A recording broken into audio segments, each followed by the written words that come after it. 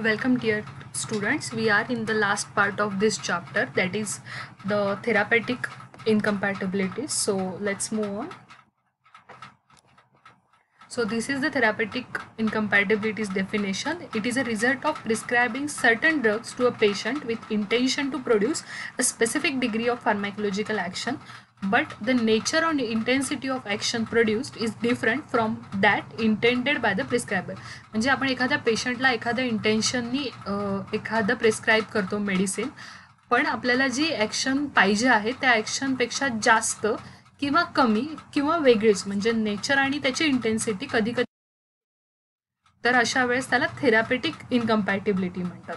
तर याचे काही एक्झाम्पल्स आहेत, म्हणजे कशामुळे थेरापेटिक इनकम्पॅटिबिलिटी येते. तर त्याचे दोन प्रकार आहेत. एक आहे मेडिकेशन एरर आणि दुसरा आहे drug interaction.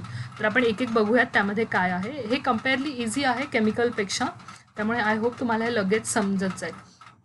So medication error done by doctor, pharmacist, nurses and the patient, म्हणजे जिथून ड्रग प्रिस्क्राईब केला जातो राईट फ्रॉम डॉक्टर, म्हणजे त्यांनी कधी कधी चुकीचं लिहित आहेत, किंवा फार्मासिस्ट देताना कधी चुकतोय, किंवा नर्सेस ॲडमिनिस्ट्रेशन करताना चुकत आहेत, किंवा पेशंटच घेताना चुकतोय. याच्यामुळे ते मेडिकेशन एरर येऊ शकतात. सो हे कॅटेगराईज करताना किंवा सबडिवाईड करताना असं केले जातात: prescription errors, dispensing errors, selection errors, bagging errors and administration errors. So आपण एक एक बघूयात काय आहे. So errors in prescription writing, मी आधीही आपण हा पार्ट प्रिस्क्रिप्शन चॅप्टरमध्ये डिस्कस केला होता. तर कधी कधी काय होतं की प्रिस्क्रिप्शन लिहिताना म्हणजे त्या पेशंट त्या डॉक्टरकडनं स्पेलिंग मिस्टेक होते, किंवा कधी कधी तो अक्षर ओळखू येत नाही, त्याच्यामुळे आपण वेगळं मेडिसिन देऊ शकतो. म्हणजे काही फॉर एक्झाम्पल डुल्कोलॅक्स ही लॅक्झेटिव्ह टॅबलेट आहे आणि ड्युकॉक्स ही अँटीबॅक्टेरियल आहे. तर कधी अक्षर कळत नाही किंवा स्पेलिंग मिस्टेक झाले, तर त्याच्यामुळे हे प्रिस्क्रिप्शन मध्ये एरर येऊन चुकीचं औषध दिलं जाऊ शकतं, किंवा डोसेज फॉर्ममध्ये कधी कधी चुकीचं होऊ शकतं. मला वाटतं आपण हा पार्ट एरर्स इन प्रिस्क्रिप्शन आधीही डिस्कस केलेला आहे, त्यामुळे तुम्हाला हे पटकन समजेल. सो डोसेज फॉर्म कधी कधी चुकतो, म्हणजे एखादा लहान पेशंट आहे आणि त्याला कॅप्सूल किंवा टॅबलेट लिहून दिली जाते, जे की आपण त्याला लिक्विड फॉर्ममध्ये ते औषध दिलं पाहिजे. तर अशा काही चुका होऊ शकतात ज्याच्यामुळे इनकम्पॅटिबिलिटी येऊ शकते. स्ट्रेंथ ऑफ मेडिसिन, जसं आधी आपण एकदा डिस्कस केलं होतं की पोटेंट ड्रग जे असतात त्याच्यामध्ये त्याची स्ट्रेंथ खूप इम्पॉर्टंट असते. तसंच रूट ऑफ ॲडमिनिस्ट्रेशन काय आहे त्याच्यावरून सुद्धा स्ट्रेंथ व्हॅरी होऊ शकते. म्हणजे जर आपण आय व्ही देत असतो तर आपल्याला कमी स्ट्रेंथ असेल तरीसुद्धा ते इफेक्टिव्ह असू शकतं, आणि जर ओरल डोस असेल तर कधी डोस थोडासा हाय असतो. त्यामुळे स्ट्रेंथ ऑफ मेडिसिन हीच खूप इम्पॉर्टंट आहे. Quantity to be dispense, pharmacist should check the dose and see the quantity of medicine is sufficient to complete the course. जसं आधी म्हणालो आपण डिस्कस केलं होतं की जेव्हा आपण एखादं प्रिस्क्रिप्शन डिस्पेन्स करतो तेव्हा ते आपण 3 वेळा मिनिमम चेक केलं पाहिजे की जे आपण देतोय ते व्यवस्थित देतोय ना, कारण का आपण एका पेशंटच्या लाईफसोबत खेळत असतो. त्यामुळे कॅज्युअल अप्रोच अजिबात नसला पाहिजे. आणि जे डोस आहे, म्हणजे समज एखादी गोळी 2 दिवसातून 2दा घ्यायला सांगितली आणि असा 5 दिवसाचा कोर्स आहे, तर तुम्ही व्यवस्थित 10 गोळ्या डिस्पेन्स केल्या पाहिजेत. किंवा कधी कधी असं होतं की एकच दिवसातून एकदाच घ्यायला सांगितले आणि 5 दिवस आहे, तर त्याशिवाय तुम्ही 5च गोळ्या दिल्या पाहिजेत. कधी कधी असं होतं की आपल्याला सवय असते की हां रोज 2 गोळ्याच आपण 10 देतो, मग ते कधी कधी त्याचा ओव्हरडोससुद्धा पेशंटला होऊ शकतो.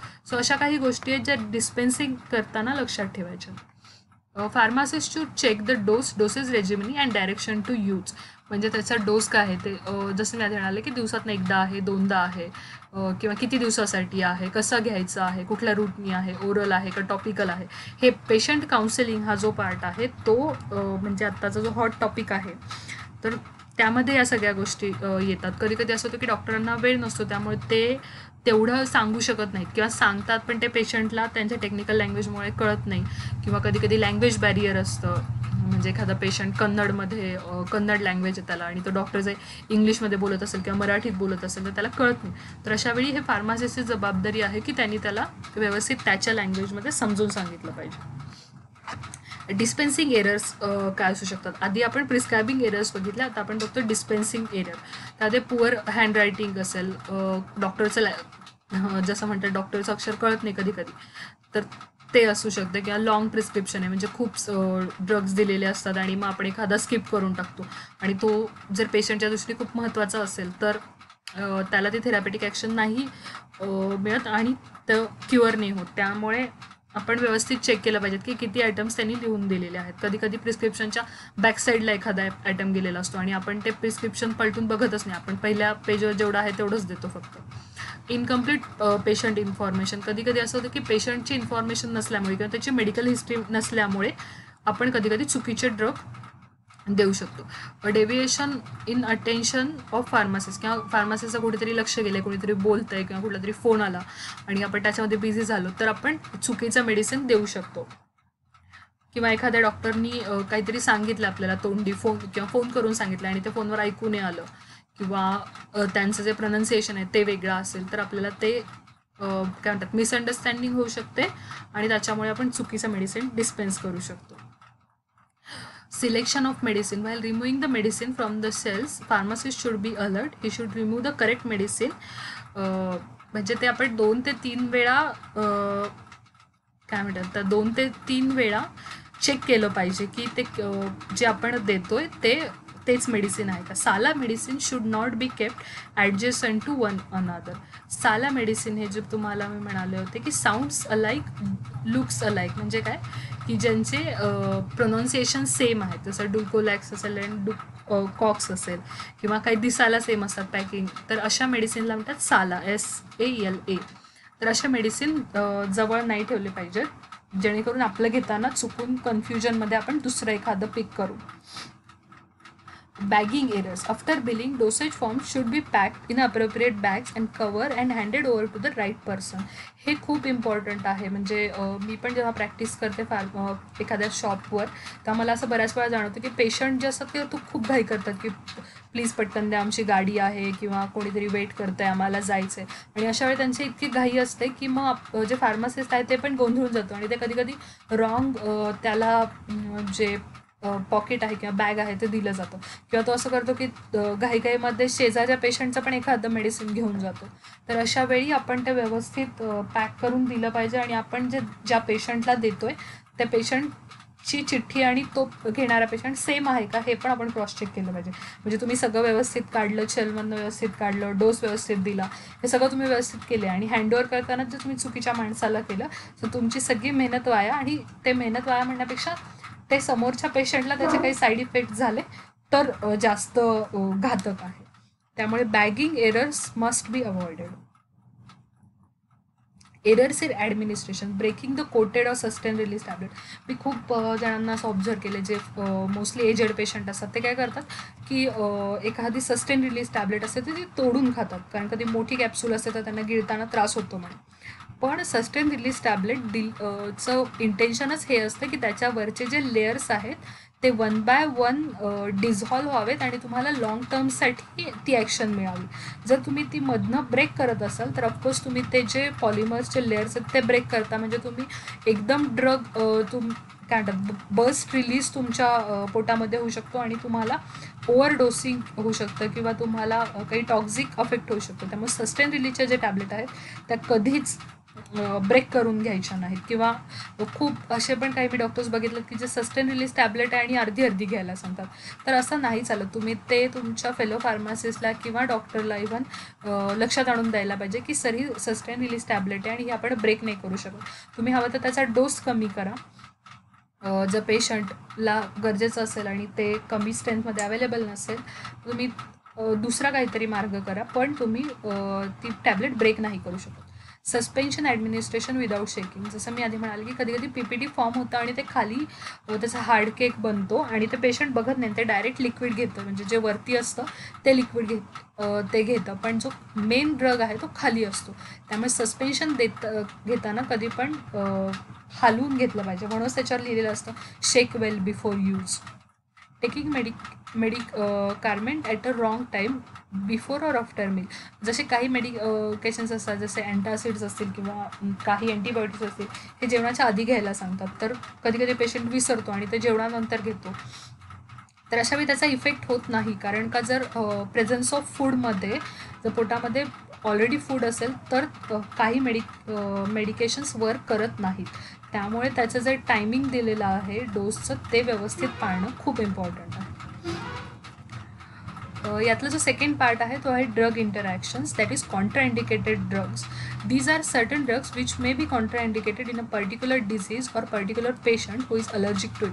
कधी कधी असं असतं की काही पेशंट हे ॲलर्जिक असतात काही ड्रग्ससाठी, जसे पेनिसिलिन असेल, तर अशा वेळी त्या पेशंटला एक लिस्ट दिलेली असते की सर्टन ड्रग्स म्हणजे हे ड्रग्स तुम्हाला अवॉइड करायचे किंवा तुम्हाला याची ॲलर्जी आहे. तर हे पेशंटनी त्या डॉक्टरला सांगितलं पाहिजे की सर मला या ड्रगची ॲलर्जी आहे, तर तुम्ही हे सोडून दुसरे ड्रग मला प्रिस्क्राईब करा. तर यासाठी पेशंट हिस्ट्री माहीत असणं हे खूप इम्पॉर्टंट आहे. मी बऱ्याच वेळा याच्यावर भर देते की पेशंट हिस्ट्री काय आहे हे तुम्हाला माहीत असली पाहिजे. दो तुम्ही एखाद्या नवीन डॉक्टरला कन्सल्ट करताय, आधी तुम्हाला काही एक्सपिरियन्स आला असेल की हां सर मी हे गोळी घेतली आणि मला असा त्रास झाला, तर तुम्ही ते पेशंटला त्या डॉक्टरला सांगितलं पाहिजे की असं असं झालं, जेणेकरून तो डॉक्टर तुम्हाला नेक्स्ट टाईम व्यवस्थित प्रिस्क्राईब करेल. सिनर्जिक अँड अँटागोनिस्ट ड्रग्स, आधी पण हे आपण पॉईंट्स डिस्कस केलेले आहेत. सिनर्जिक म्हणजे काय की दोन ड्रग ज्यांची ॲक्शन सेम आहे. मग कधी कधी असं होतं की दोन ड्रग मुद्दामून प्रिस्क्राईब केलेली जातात एकत्र, जेणेकरून आपल्याला जास्त ॲक्शन मिळेल. जसं ॲस्प्रिन आणि पॅरासिटमॉल असेल, यांची ॲनाल्जेसिक ॲक्टिव्हिटी सेम आहे, तर कधी कधी कॉम्बिनेशनमध्ये प्रिस्क्राईब करतात का, तर आपल्याला मॅक्झिमम ॲक्टिव्हिटी मिळावी. तर कधी कधी असं होतं की अँटागोनिझम म्हणजे अपोजिट ॲक्शन असणारे ड्रग प्रिस्क्राईब केले जातात, कारण का ते पेशंटची नीड असते. तर असे काही एक्झाम्पल्स आहेत ज्याच्यामुळे सुद्धा इनकम्पॅटिबिलिटी असू शकते. या टर्म्स मी आधी डिस्कस केलेल्या आहेत, त्यामुळे आय होप की तुम्हाला ते लक्षात येतील.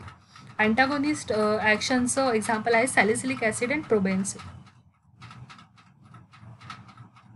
अनइंटेन्शनल ड्रग रिॲक्शन, कधी कधी असं होतं की आपल्याला लक्षात येत नाही किंवा डॉक्टर सांगायला विसरतात किंवा त्या पेशंटला माहीत नसतं, त्यामुळे असे इंटरॅक्शन होऊ शकतात. जसं मी तुम्हाला मागे पण एकदा एक एक्झाम्पल सांगितलं होतं की टेट्रासायक्लिन जे ड्रग आहेत ते कधी पण मिल्कसोबत नाही घ्यायचं, कारण का मिल्कमधलं जे कॅल्शियम असतं ते त्याच्यासोबत रिॲक्ट होतं आणि त्याला इनॅक्टिव्ह करतं. मग पेशंटला हे माहीत नसतं. मग आपण कधी कधी काय करतो की टेट्रासायक्लिन ड्रग देतो आपण आणि आपण सांगत नाही त्याला की दुधासोबत घेऊ नको, किंवा कधी कधी चुकून सांगितलं जातं की दुधासोबत घे, आणि मग तो पेशंट तो मेडिसिन घेतो आणि तो त्याच्या रोजच्या सवयीप्रमाणे सर दूध पित असेल रात्री झोपताना किंवा सकाळी, तर तो दूध पितो आणि मग ते जे टेट्रासायक्लिन आहे ते इनॅक्टिव्ह होतं.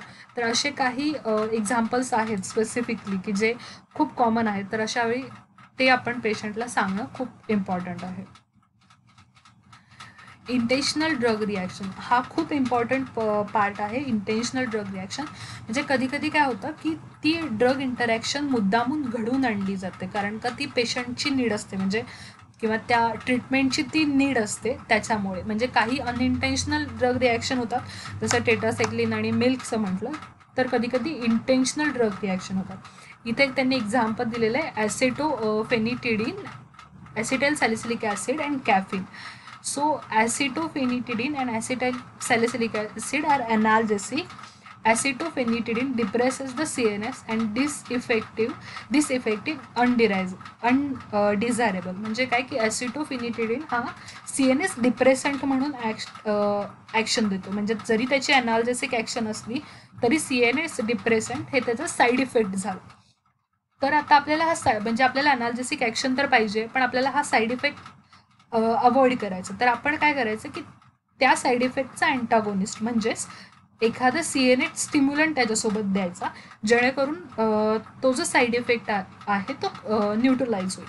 सो कॅफिन जो आहे हा CNS स्टिम्युलंट आहे, हा त्याच्या साईड इफेक्ट्सच्या अँटागोनिस्टली ॲक्ट करतो. म्हणजे काय की ॲसिटोफेनिटिडिन हा जर CNS डिप्रेस करत असेल तर ते आपल्याला अवॉइड करायचं असेल तर आपण कॅफिन त्याच्यासोबत कंबाईन करतो, जेणेकरून तो इफेक्ट न्यूट्रलाइज होईल आणि तो पेशंट नॉर्मल होईल.